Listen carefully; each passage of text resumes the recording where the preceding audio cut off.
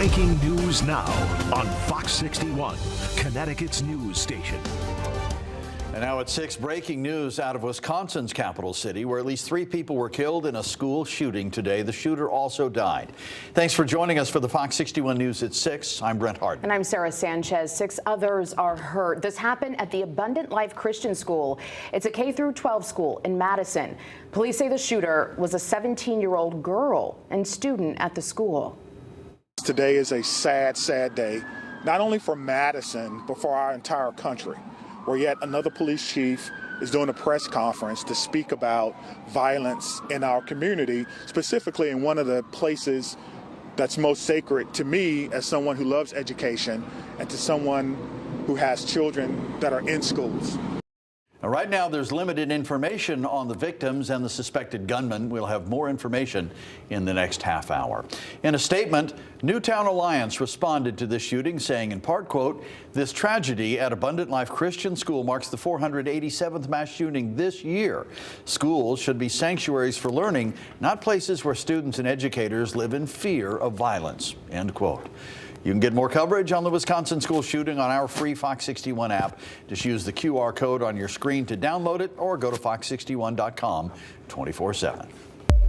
If you didn't like the cold weather this morning, it's not sticking around for long. No, it won't. Chief Meteorologist Rachel Frayne joining us now to tell us more. Rach? Yeah, temperatures are steadily rising, not during the day tomorrow, but even tonight. So we don't have to worry about a refreeze if you have any puddles out there. Right now it's misty, drizzly, dreary, especially in southern Connecticut. And we will see more numerous showers and even steadier rain develop as we head towards and after 10 o'clock tonight. So wet weather develops again and areas of fog too. Hartford, you can still see, although it's a little bit misty here when you're looking at the taller buildings, but New Haven is completely socked in and locked into the fog. Visibility down 1-2 miles, and it could drop further. So heads up, we do have fog out there. Temperatures are in the 30s and 40s. And again, watch what happens as we head through the overnight.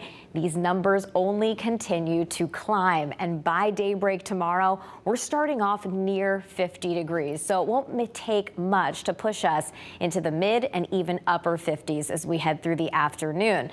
Early clouds, fog, break for sunshine. Temperatures are off to the races, and we are dry heading into tomorrow night. But we have more rain later in the week. We'll talk about the timing coming up. Yeah, with just about a week until Christmas, Mother Nature sure set the scene early this morning. Yeah, towns and cities woke up wrapped in blankets of snow. Fox 61's Angelo Bavaro joins us from Thomaston. If you're not already in the holiday spirit, take a second, get to the TV screen, and take in this scene. This is Thomaston, right along Main Street. Looks like I'm standing in the middle of a Hallmark movie. We've got this big, beautiful tree right here behind us, covered in snow.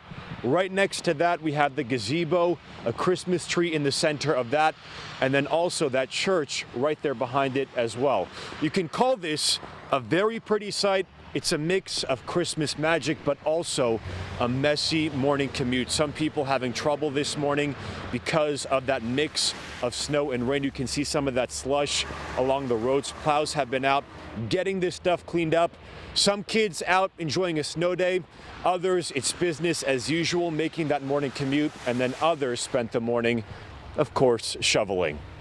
It's kind of laying off on snowing. But earlier, about 6 o'clock, it was coming down, but it's not too bad now. It's getting a little rain, but it's not too bad now. Does this kind of set the mood for Christmas, you think, a little bit? Oh, yeah. Well, hopefully it'll stay. I'm going on a plane to Vegas on Wednesday morning, so it doesn't matter to me. My biggest piece of advice being out here, it's a simple message, you hear it all the time, but take it nice and slow on the roads, especially with this mix of snow and rain, because it's hard to tell with these slick conditions what is just wet and then what's ice. Reporting in Thomaston, I'm Angelo Bavaro, Fox 61, Connecticut's news station. Angelo, thank you. One person is dead after a crash in West Haven. Police say the driver of a Hyundai lost control on icy roads. It happened around 2:30 this morning on Derby Avenue. The Hyundai spun sideways in a gas station parking lot and hit a police cruiser. The driver and passenger were both taken to the hospital. The passenger died. The police officer is recovering from a serious head injury. The Office of the Inspector General has ruled an officer-involved shooting in Prospect was justified. Police were called to Merriman Lane for a disturbance in October 2023. Video shows Michael Sternk throwing a knife at officers. He then charges at them with another knife, and that's when Officer David Turney shoots him twice. Strenk died at the apartment. The Officer of the Inspector General found Strenk was threatening deadly force against officers, and that Officer Turney acted justifiably in stopping the threat. And we have an update now out of Torrington, where 2 people are still in the hospital tonight after a car crashed into a bakery there. It happened Friday at the Rosa Vega Bakery on Main Street. 3 people inside the building were hurt, as well as the driver. No one faces charges at this time, and the cause of the crash is still under investigation now. Hartford's mayor is looking into taking legal action against the Gray Hill Group. That's the landlord accused of displacing tenants at Conkers Hills Apartments. In August, dozens of people were forced out of their homes because of a fire, but they've been living in hotels ever since with no other place to go. They say the whole ordeal is taking a toll on their emotional and mental health. Mayor Aruna Narulampalam is about to send a referral to the state's attorney's office to sue Gray Hill and other landlords for violating many housing codes. And this should send a strong message to landlords in this city, to the Gray Hill Group and others who think that they can sit comfortably in their home this holiday season while residents are suffering in their apartments, in their buildings, that there will be consequences, there will be accountability, and we will hold you to account. The mayor's asking anyone who may be experiencing any unsanitary or neglected living conditions to contact Hartford's 311. And be sure to tune in to the Fox 61 News. Coming up at 10, our Kay Pattyfoot's working on this story, and she'll bring you a full report of what's happening tonight. Well, the town of Washington in western Connecticut will soon be installing speed cameras, and that town will be the first in the state. A lot of towns and cities are proposing them, Stamford, New Haven, to name a couple, but they're still waiting on state approval.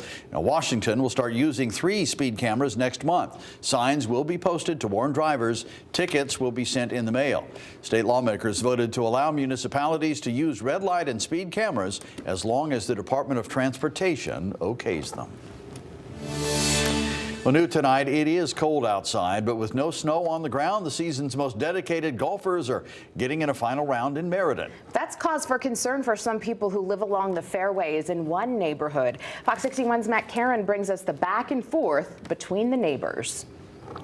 It's December in New England, not exactly prime time golf weather, but as long as the grass is green, the course is open. And that spells bad news for neighbors who live along the 8th hole here at Hunter's Municipal Golf Course in Meriden. The sign says it all. Houses to the right are reachable from the tee. You never know when a ball's going to come flying in. In Ed McCarthy's backyard, there's a golf ball for every color of the rainbow and a ding for every Caddyshack slice. The problem has gotten worse over the years.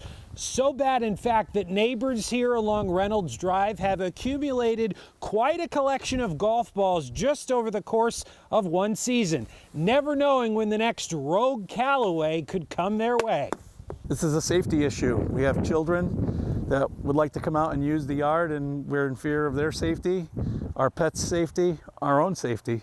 Armed with his trusty hard hat, Ed McCarthy showed us the fire pit he can't safely use and the pictures of the vehicle and siding damage caused by terrible tee shots. Hunter Golf Course in Meriden put this sign on the 8th tee, but it doesn't improve a golfer's handicap. I am sympathetic. I just don't see a solution financially speaking.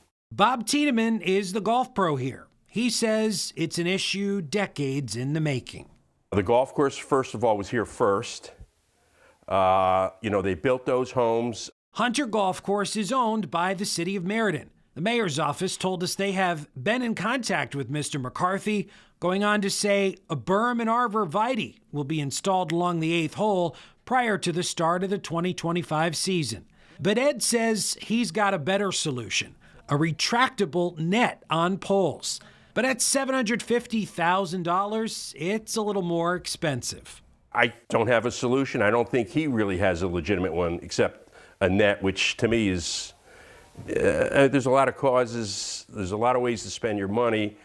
I just don't think every other taxpayer in Meriden would appreciate having their money go towards a net. But Ed says he doesn't appreciate the property damage, the trespassers who hop his fence, or the city's insurance company who told him the fact that they own the golf course does not make them negligent for incidents that occur from area golf balls. This problem was not as bad 6-7 years ago. It's gotten worse. You have to be realistic that occasionally you may get pelted with a golf ball. And just like that, there is snow on the ground, and Hunter Golf Course is closed for the season. McCarthy says the city should consider using leftover COVID recovery funds to help pay for those nets. They have to be allocated by the end of the year. The city says there's no money left. Reporting in Meriden, Matt Caron, Fox 61, Connecticut's news station.